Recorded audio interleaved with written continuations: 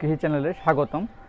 ভিডিওটি যে যেখান থেকে দেখতেছেন আন্তরিক মোবারকবাদ জানাই। আমি মোহাম্মদ রবিউল আওয়াল, উপসহকারী কৃষি কর্মকর্তা, কৃষি সম্প্রসারণ অধিদপ্তর, চট্টগ্রাম।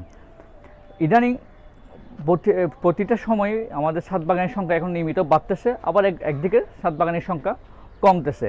কারণ আমরা যখন গাছটা আমরা রোপণ করি, দেখা যায় অনেক সময় গাছটা মারা যায়, অনেক সময় দেখা যায় গাছটাতে কাঙ্ক্ষিত আমাদের যে ফুলের আসার কথা ছিল বা ফুল এসে গাছটাকে একটা সৌন্দর্যে বর্ধনের কথা ছিল, সেই জিনিসটা আমরা কাঙ্ক্ষিতভাবে পাই না।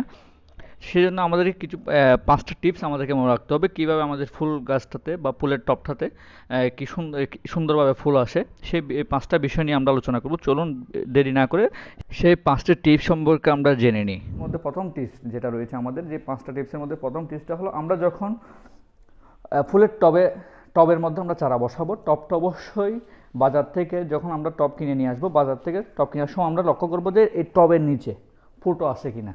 ফুটো থাকার কারণে অতিরিক্ত পানি থাকলে এগুলো নিষ্কাশন হয়ে যায়। আর যদি এই জন্য আমরা সবসময় খেয়াল রাখবো যে টবের নিচে সুন্দর একটা কি ফুটো আছে কিনা, সেই জিনিসটা আমরা লক্ষ্য করব। ২ নম্বর টিপসটা কি? ২ নম্বর টিপসটা হচ্ছে, টবের ফুটোতে আমরা যখন মাটি দিব বা মাটি আমাদের যে টব ভরার জন্য যে মাটিটা দিব, ওখানে অবশ্যই আমাদের এই যে কলসি ভাঙার যে খোয়াগুলো আছে এগুলো ফুটোর উপর দিব, যেন ওটা কি মাটির দিয়ে যেন কি হয়ে যায়, ভরাট হয়ে না যায়। এর মধ্যে সেকেন্ড টিপসটা হচ্ছে আমাদের সূর্যের আলো।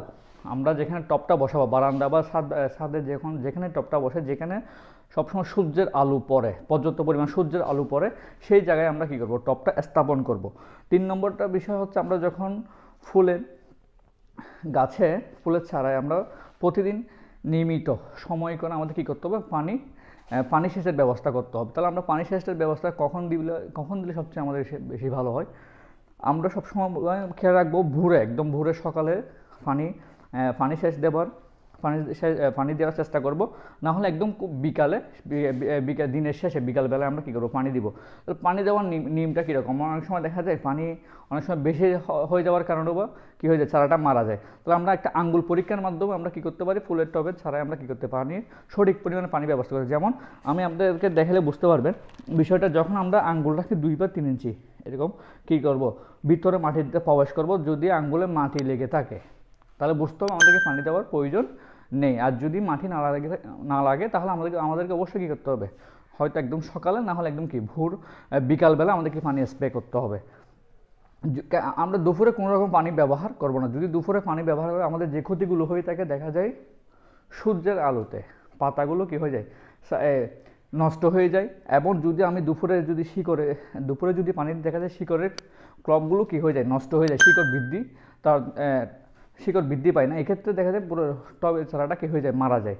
আমাদের চতুর্থ বিষয়টা হচ্ছে, দেখবেন এখানে খেয়াল করলে অনেক সময় আমাদের যে পাতা বা ফুল যে নষ্ট হয়ে গেছে, বা ফুল ফোটার পরে বা কিছুদিন থাকার পরে যে ফুলটা নষ্ট হয়ে গেছে, বা এই যে এখানে দেখা যাচ্ছে পাতা নষ্ট হয়ে গেছে, এই পাতাগুলোকে আমাদের কী করতে হবে, নিয়মিত দেখাশোনা করতে হবে। এবং যদি এরকম নষ্ট পাতা বা ফুল দেখা যায়, তাহলে এগুলো আমরা কী করে ফেলবো, সেটে ফেলবো।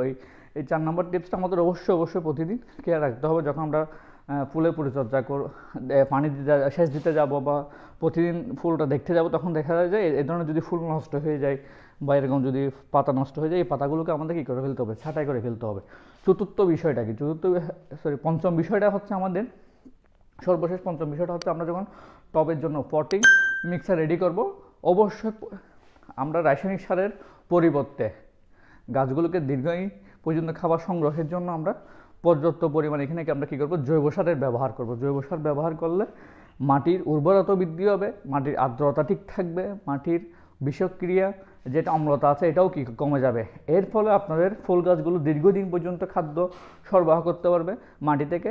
প্লাস আপনাদের ফুল গাছগুলোতে ভালো মানের কি সুন্দর আকর্ষণীয় ফুলগুলো আপনারা লক্ষ্য করতে পারবেন। এই 5টা টিপস যদি আমরা কী করতে পারি, মনে রাখতে পারি, এই টিপসগুলো যদি মেনে আমরা আমাদের পটিং মিক্সারটা রেডি করে ফুলের চারাটা কী করতে পারি, বসাতে পারি বা ফুলের পরিচর্যা করতে পারি, ইনশাল্লাহ আমাদের গাছগুলো ভালো মানের ফুল, খুব সুন্দর ফুল উপহার দিবে আমাদেরকে। এই বিষয়গুলো আমরা আশা করি আপনাকে বুঝাতে পারলাম।